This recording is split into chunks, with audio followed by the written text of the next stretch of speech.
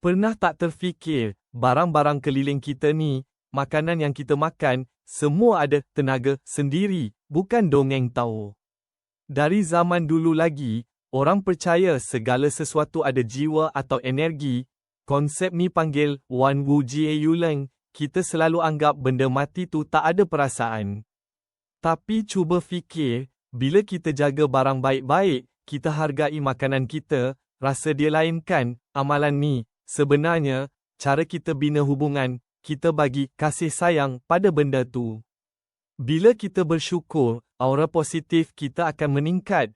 Percaya atau tak, energi baik ni akan tarik lagi banyak kebaikan dalam hidup kita. Rezeki, ketenangan, semuanya datang. Jadi, jom kita mula hargai setiap suapan, setiap barang.